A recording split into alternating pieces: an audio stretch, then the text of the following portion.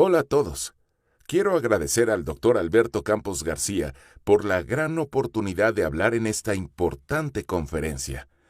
Estoy seguro de que juntos podremos marcar la diferencia, una diferencia exitosa en las estrategias que estamos empleando para abordar esta pandemia del coronavirus. Una vez más, soy el Dr. Jimmy Gottman.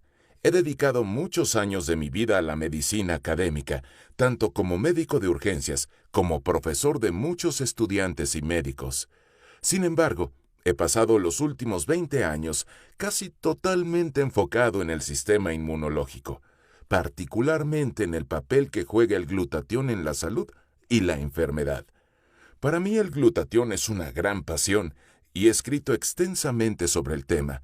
Mis libros están disponibles en varios idiomas, incluyendo en inglés y en español, y pueden acceder a estos libros en el sitio web que aparece en la diapositiva. Lo ven allí, www.glutathione.org. Primero les voy a contar algunos aspectos básicos del glutatión antes de comentar sus funciones relacionadas con el COVID-19.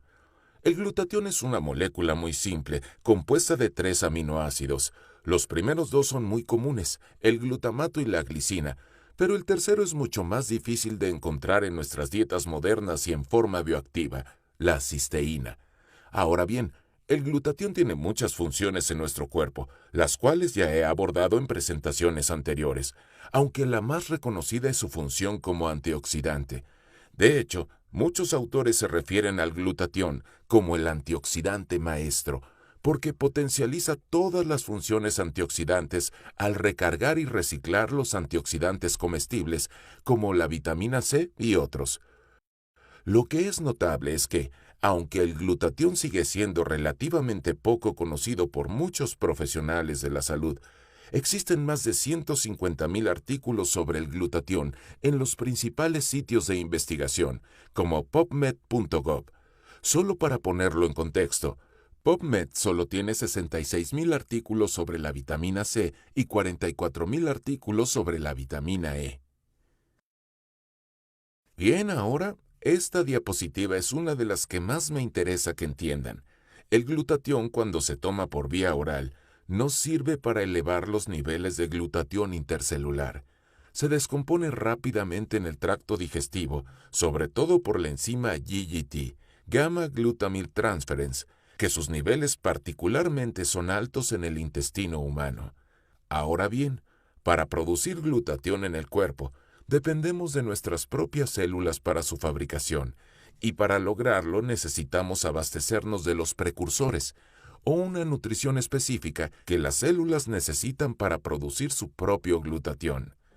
Como hemos mencionado antes, el nutriente más importante es la cisteína, y tenemos que suministrarla en una forma que sea digerible y que pueda sobrevivir al largo viaje que va desde la boca hasta la célula. El aminoácido libre cisteína por sí mismo no es muy eficiente ya que se oxida muy fácilmente, y es por eso que para lograrlo necesitamos usar una sustancia como la NAC, N-acetilcisteína, o una proteína más grande como la proteína aislada de suero no desnaturalizada. De modo que teniendo claro cómo se produce el glutatión en nuestro cuerpo, veamos ahora algunas de sus funciones. De manera muy breve, el glutatión es la molécula principal de señalización y control de todas las funciones metabólicas de redox. Juega un papel importante en la desintoxicación celular de compuestos orgánicos e inorgánicos, y uno de sus mecanismos más interesantes es la capacidad de mantener una gran respuesta inmunológica, apoyando la función y la multiplicación de los leucocitos. De hecho, la función inmunomoduladora del glutatión es lo que impulsa la investigación sobre el uso del glutatión directamente como agente antiviral. Existen muchos documentos donde se describen estas propiedades antivirales. Se ha comprobado que el glutatión produce efectos contra diferentes patógenos virales, incluyendo la gripe, el SIDA, la hepatitis, el herpes y el resfriado común, entre otros. Por lo tanto, no es de extrañar que se hayan hecho grandes esfuerzos para investigar si el glutatión puede ayudarnos en la estrategia para combatir el COVID-19. Creo que una buena forma de empezar es revisar algunas de las consideraciones teóricas que se hicieron antes de entrar en el tema de las intervenciones clínicas. Este trabajo realizado por el doctor ruso Alexei Polonikov fue una de las primeras investigaciones sobre la relación entre el glutatión y el COVID-19. Se centró en los síntomas más graves del COVID, así como en los aparentes factores de riesgo de que, para empezar, los pacientes contraigan el virus. Este estudio fue publicado en mayo del 2020, así que claramente el doctor Polonikov tuvo que haber empezado a trabajar en este estudio desde los comienzos de la pandemia. Partamos desde una simple línea de tiempo de la enfermedad, el contacto inicial con un portador del virus, y a medida que se permite que este virus se propague, existe un riesgo inminente de padecer síntomas que amenazan la vida, como el SDRA, síndrome de dificultad respiratoria del adulto, y muchas veces los enfermos pueden llegar hasta la muerte. Afortunadamente, en la mayoría de las personas, nuestras defensas inmunológicas innatas nos impiden llegar a estas etapas, pero existe un fenómeno que sabemos que ocurre en la mayoría de las infecciones prolongadas. La protección viral en contra de una infección en particular deriva en la disminución progresiva del glutatión, y con el paso del tiempo, la enfermedad se vuelve más seria. A lo largo de los años hemos aprendido más acerca del glutatión y hemos comprobado que existe un vínculo entre la falta de glutatión y la capacidad de los virus para potenciar su capacidad de propagación. Esto se observó por primera vez en la década de los 80 con la epidemia del VIH-Sida. La falta de glutatión también conduce a un estrés oxidativo más grave o a daños generados por los radicales libres, y esto genera una configuración perfecta para presentar niveles altos de inflamación. Todo esto provoca el SDRA y, en el peor de los casos, hasta la muerte del paciente. Por lo tanto, hay que preguntarse: ¿existen situaciones en las que la deficiencia o falta de glutatión pueda agravar aún más la situación del paciente, además de la enfermedad viral? ¿Existen condiciones que predispongan a la deficiencia de glutatión? Bueno, podríamos remontarnos a la década de los 70, cuando claramente se demostró que los niveles de glutatión estaban comprometidos en el proceso de envejecimiento. Se estima que en los seres humanos aproximadamente se reduce el 10% por cada década de vida después de los 20 años. Sabemos que los fumadores presentan una disminución significativa de la protección antioxidante, especialmente del glutatión. Hay muchas enfermedades crónicas que claramente se relacionan con la deficiencia de glutatión. Veamos algunas de ellas. Muchas enfermedades pulmonares se presentan por un bajo nivel de glutatión. Muchas enfermedades cardíacas se relacionan con un bajo nivel de glutatión. Los pacientes de diabetes casi siempre presentan bajos niveles de glutatión, igual que la obesidad, los problemas hepáticos, y podríamos seguir añadiendo más enfermedades a esta lista. Por lo tanto, los puntos importantes son: número 1. Todas estas condiciones son también condiciones de deficiencia o falta de glutatión. Y número 2. Estas mismas condiciones son las que se consideran de alto riesgo por complicaciones graves del COVID-19. Esto es muy importante que lo entiendan. De manera que Polonikov fue un poco más lejos. Quería respaldar su argumento de que la disminución del glutatión se relacionaba con la gravedad del COVID-19. Así que durante la recopilación de datos de todos los pacientes, observó varios parámetros. Aquí les muestro los datos de algunos pacientes: 2 pacientes con enfermedad moderada y 2 pacientes con enfermedad severa. Para la enfermedad severa se consideró a los pacientes que tenían neumonía, y se puede ver que los que tenían la enfermedad severa también tenían el espectro de otros síntomas, como fatiga, dificultad para respirar y dolor muscular.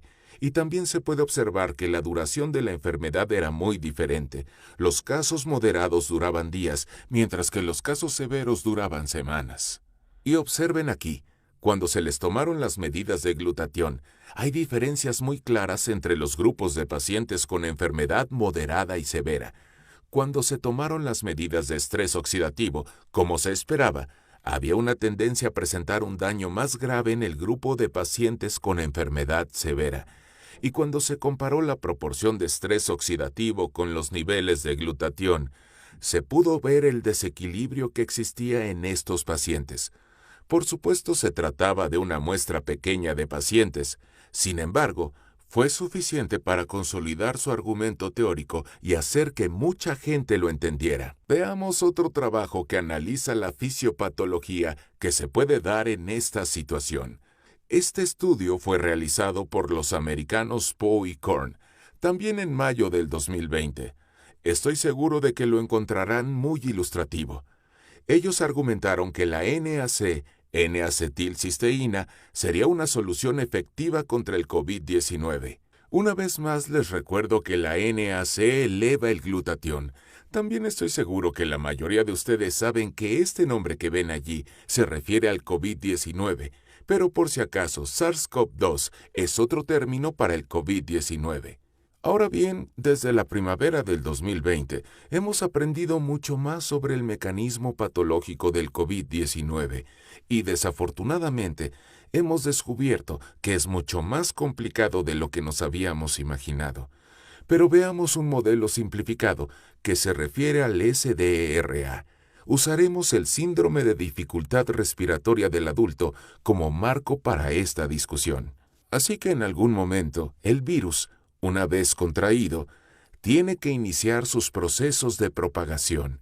Y también sabemos por estudios previos sobre otras enfermedades virales que el glutatión ha sido considerado como un eficaz elemento que impide la propagación del virus. Por lo tanto, su utilidad aquí es evidente. En casos más graves, los pacientes con COVID-19 pueden requerir oxígeno suplementario. Tanto la propagación del virus como el suplemento de oxígeno, en última instancia, conducen a un aumento del estrés oxidativo y al daño de los radicales libres. Como hemos discutido anteriormente, la función más importante del glutatión es combatir el estrés oxidativo y el daño de los radicales libres, así que de nuevo su utilidad es evidente. Sin embargo, si las defensas inmunológicas y las defensas antioxidantes son inadecuadas, el paciente puede llegar a tener una lesión pulmonar. En una lesión grave, a menudo se complica con una tormenta de citoquinas. En este momento no tenemos el tiempo para profundizar en el tema de las tormentas de citoquinas, pero esencialmente es cuando las moléculas del sistema inmunológico inflamatorio reactivo atacan a las células huésped como daño colateral cuando están atacando a las células virales. Y es aquí donde la literatura se vuelve aún más interesante. El glutatión es considerado un elemento eficaz para bloquear diferentes citoquinas inflamatorias, incluyendo la IL-6, TNF-alfa, la proteína C reactiva y otras. Esencialmente aquí, el glutatión puede actuar como un antiinflamatorio, y los médicos están haciendo grandes esfuerzos para eliminar la inflamación de las citoquinas y evitar que el paciente presente SDRA utilizando altas dosis de esteroides. Se ha propuesto que se incluya al glutatión como parte de los esfuerzos para combatir al COVID-19. Y solo como mero comentario, en mi último libro también escribí sobre el glutatión como un elemento efectivo para evitar el SDRA en otras enfermedades. Así que lo que acabo de mostrarles no son los únicos artículos que consideran al glutatión como una alternativa para combatir el COVID-19. Hay muchos artículos más. Me gustaría mencionarles uno que personalmente significa mucho para mí. Es otro artículo que argumenta a favor del uso de la sustancia potenciadora del glutatión NAC, y lo que me llamó la atención fue el autor, el Dr. Silvio de Flora. Conozco muy bien al Dr. de Flora por su trabajo sobre el glutatión y la gripe o influenza A. Hace más de 20 años publicó un ensayo clínico sobre el uso del NAC como tratamiento para la gripe. Era un estudio aleatorio doble ciego. Su equipo recopiló datos de una gran población de pacientes mayores que habitan en hogares de ancianos y los sometió a un tratamiento con el medicamento que potencializa el glutatión, NAC, durante 6 meses. Lo que le interesaba investigar era el efecto que podía lograr, si tenía algo que ver con contagiarse de gripa y la forma como los pacientes evolucionaban. Así que miren esto. No cambió la frecuencia con la que se contraía el virus, pero tuvo un gran efecto en los resultados. De los pacientes que dieron positivo en el test del virus, el 80% de los pacientes del grupo que tomó el placebo presentaron una enfermedad clínica. Sin embargo, solo el 25% de los pacientes del grupo que recibió el tratamiento del NAC mostró algún síntoma, aunque se documentó que estaban infectados. Así que supongo que para muchos de ustedes esto debe tener un gran significado, como para mí. Si el doctor de Flora recomienda el uso del NAC para combatir estas enfermedades, voy a prestar más atención. Por lo tanto, es muy fácil encontrar otros autores que estén a favor del uso de esta estrategia. Muchos sugieren el uso del NAC, muchos sugieren otras formas para aumentar el glutatión, algunos sugieren el uso de técnicas intravenosas, otros prefieren agentes orales. No se preocupen, al final de la presentación les daré una lista de las lecturas sugeridas. Estos artículos vienen de todas partes del mundo. Este es un caso clínico de Nueva York. Por supuesto, este tipo de estudios clínicos son la forma menos confiable de los casos clínicos, pero este me pareció interesante por la siguiente razón. Se informó que los pacientes de este estudio tuvieron una mejoría real de los síntomas en la primera hora después de haber recibido el tratamiento por vía intravenosa. Próximamente podrán ver más informes sobre esto. Les pido una disculpa por las gráficas tan sencillas que usamos en esta presentación. El mecanismo real del COVID-19 es mucho más complicado. Se está haciendo bastante evidente que esta infección del coronavirus es una enfermedad del multisistema y hay muchos aspectos que aún se están descubriendo. Tengo que mencionar que muchos de estos otros daños de los sistemas están relacionados con la disminución del glutatión. Muchos problemas del COVID-19 se refieren a la actividad de la ACE2. El glutatión está involucrado. Muchos consideran que este virus es una coagulopatía disfrazada. De nuevo, el glutatión está involucrado. Podemos ver la tormenta de bradiquinina, podemos ver las consecuencias neurológicas. Todo esto tiene literatura que vincula los mecanismos con la función del glutatión.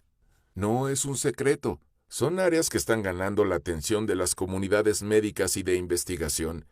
Una visita rápida al sitio clinicaltrials.gov revela una lista en constante crecimiento de los ensayos clínicos que se han planteado o que ya están en curso para estudiar la relación entre el glutatión y el COVID-19. Echemos un vistazo rápido. Aquí están algunos de ellos.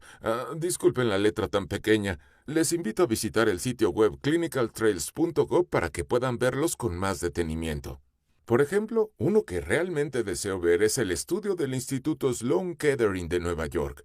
Es un área que cada vez gana más terreno. Y si alguno de ustedes participantes de esta conferencia son investigadores o tienen la oportunidad de estudiar el COVID-19, me encantaría poder estar en contacto con ustedes. Tal vez podríamos trabajar juntos.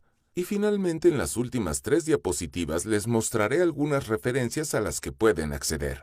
Voy a mostrárselas rápidamente. Estoy seguro de que si lo desean pueden recibir una copia de esta presentación de manera que puedan tener la conferencia por escrito. Una vez más agradezco sus aportaciones y su experiencia, y desde luego espero recibir noticias de todos ustedes próximamente, y gracias de nuevo por su participación y atención. Les deseo lo mejor para su salud y cuídense. Muchas gracias.